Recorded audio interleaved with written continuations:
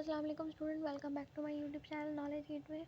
आज की इस वीडियो में मैं आपको क्लास 12 की न्यू फिजिक्स की बुक के यूनिट डिजिटल इलेक्ट्रॉनिक्स के क्वेश्चन आंसर्स के नोट्स दिखा रही हूँ, जिसमें मैंने क्वेश्चन सॉल्व किए based on your reduce label. उनमें से 3 टॉपिक्स थे जिसके इंपॉर्टेंट क्वेश्चन आपकी बुक से लिख के इनके आंसर लिखें, जिसकी प्रिपरेशन करके आप आराम से एग्ज़ाम में कोई भी चैप्टर से रिलेटेड क्वेश्चन को डील कर लेंगे। तो फर्स्ट क्वेश्चन में पूछे, explain the significance of signal levels in digital electronics and how they are represented in terms of voltage. तो जो सिग्नल लेवल्स होते हैं डिजिटल इलेक्ट्रॉनिक्स में, उनकी क्या सिग्निफिकेंस है या क्या इंपॉर्टेंस है, और वोल्टेज की टर्म में हम उनको कैसे रिप्रेजेंट कर सकते हैं। तो स्टार्टिंग में भी लिखा है, नीचे भी थोड़ा सा मैंने ओवरव्यू दिया है कि इन सिग्नल लेवल्स का सबसे मेन इम्पैक्ट यही होता है डिजिटल इलेक्ट्रॉनिक्स में कि ये बाइनरी इंफॉर्मेशन 0 में है या फिर 1 में है, जो इनके फर्दर लेवल्स डिवाइड होते हैं उसमें कैसे प्रोसेस होगी, यानी कैसे ट्रांसफ़र होगी और उसमें कम्युनिकेशन किस तरह होती है, ये करने में हमें ये लेवल्स हेल्प कराते हैं।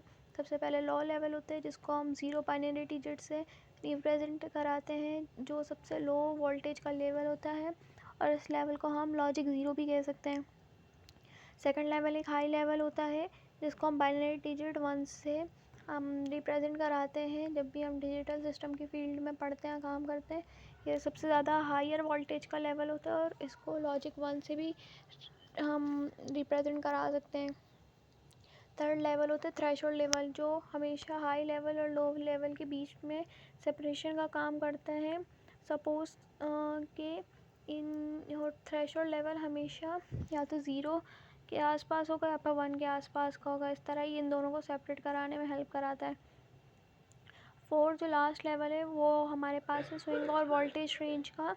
ये लेवल जो होता है हमें हाई और लो वोल्टेज लेवल के बीच के डिफरेंस को ईज़िली कंपेयर कराने में हेल्प कराता है।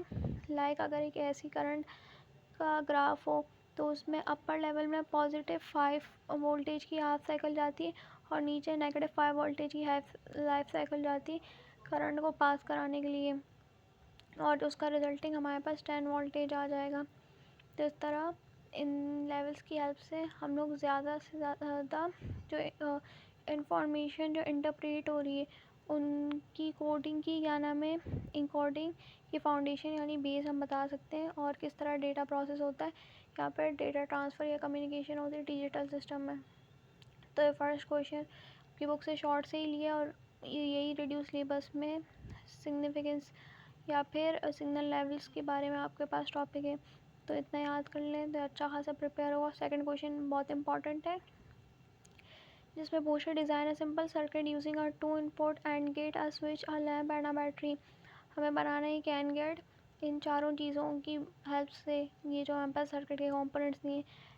Explain how the circuit operates and the condition under which the lamp will be illuminated, कि किस तरह सर्किट ऑपरेट करेगा यानी काम करेगा, और उस काम करने की वजह से लैम्प इल्यूमिनेट यानी रोशन कैसे होगा।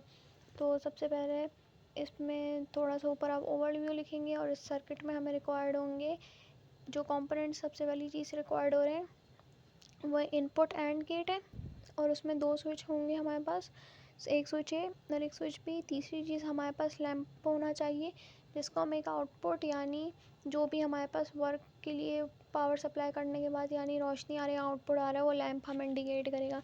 चौथी चीज़ बैटरी लगानी है पावर को सप्लाई करने के लिए। अब कनेक्शंस किस तरह लगाने हैं, हमने स्विच ए और स्विच बी को पॉजिटिव टर्मिनल से बैटरी के कनेक्ट कर देना है। दूसरा कनेक्शन हमने आउटपुट का बनाना है, आउटपुट के स्विचेस के का एंड के इनपुट के साथ। तीसरा हमने करना है आउटपुट को हमने एंड गेट के लैम्प से कनेक्ट कर देना है। और चौथा लास्ट कनेक्शन हमें बनाना है लैम्प का जो दूसरा टर्मिनल होगा उसको हमने बैटरी के नेगेटिव टर्मिनल से लगाना है। एक तो लैम्प का जो टर्मिनल होगा वो हम एंड गेट के आउटपुट से लगा देंगे। अब सर्किट की ऑपरेशन में आपने डायग्राम बनानी है, और सर्किट ऑपरेट तब होता है यानी वर्क तब करता है जब स्विच ए और स्विच बी ऑन की पोजीशन में होते हैं यानी हाई एनर्जी लेवल पे होते हैं, हाई वोल्टेज लेवल पे होते हैं जो 1 से रिप्रेजेंट होता है, और ऑफ स्विच पोजीशन में ना ही स्विच ए से करंट जाता है उसकी रिज़ल्ट में हमें लैंप पे इल्यूमिनेशन नज़र नहीं आती, लाइक लैंप लाइट नहीं करता, ग्लो नहीं करता। और ये मैंने थोड़ी सी और भी कंडीशन लिख ली है इल्यूमिनेशन की। जब स्विच दोनों ऑन होंगे तभी हमारे पास लैंप इल्यूमिनेट करेगा पावर सप्लाई होने के बाद। थर्ड क्वेश्चन भी इंपॉर्टेंट है और ये इस चैप्टर का लास्ट ही टॉपिक है, जिसमें पूछा construct a truth table for a 3 input or gate, explain how the truth table represents the relationship between input combination and the resulting output. अब हमने पहले एक ट्रुथ टेबल बनाना है 3 इनपुट का। ये जो पहला टेबल है समझाने के लिए कि इस टेबल में आपको 3 अलग टेबल्स दिए, एक 2 इनपुट का, एक 3 इनपुट का और एक 4 इनपुट का, लेकिन इस क्वेश्चन में आपने सिर्फ ये 3 इनपुट वाला बनाना है। और ज़्यादा से ज़्यादा आपसे 2 इनपुट का पूछ सकते, 3 का, 4 के चांस कम है क्योंकि बहुत ही टिपिकल है, लाइक बहुत ही डिफ़िकल्ट सा है और लेंदी है, स्टूडेंट्स को लाइक मुश्किल आ सकती है। तो 3 और 2 आप पक्का कर लें, एंड में 4 देख लें। एक्सप्लेनेशन में पहले इनपुट कॉम्बिनेशन का बता रहे हैं कि इनपुट में हम ए बी सी कॉलम्स में क्या डालेंगे, रॉज में हाई वोल्टेज और लो वोल्टेज के हिसाब से। सेकंड आउटपुट लॉजिक है कि टेबल में आउटपुट लॉजिक में कौन से डिजिट्स रखने हैं, 0 रखना है, 1 रखना है, उस हिसाब से, ताकि इंफॉर्मेशन डेटा प्रोसेस हो।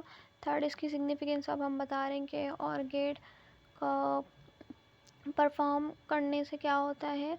और गेट की परफॉर्म से हम लॉजिकल एडिशन कर सकते हैं, परफॉर्म कर सकते हैं। ज़्यादा हाई इनपुट का हम इसमें डेटा डालेंगे तो हमें हाई आउटपुट मिलेगा। इसी तरह ये बात लास्ट में दोबारा से लिखी है कि और गेट हमेशा हाई आउटपुट देता है हाई इनपुट मिलने पर। इसकी भी डायग्राम आप बना लें और ये नोट्स मैं आपको डिस्क्रिप्शन में भी इनकी लिंक दे दूँगी, so you can easily learn it from there. और अब आप लोग मेरे चैनल को ज़्यादा से ज़्यादा सब्सक्राइब करें और प्लीज़ अपने फ्रेंड्स के साथ भी शेयर करें, ताकि वो लोग भी कन्वीनियंटली और जल्दी जल्दी अपने पेपर्स की प्रिपरेशन कर लें, क्योंकि अभी बहुत कम टाइम रह गया है। सो तब तक के लिए टेक केयर एंड अल्लाह हाफ़िज़।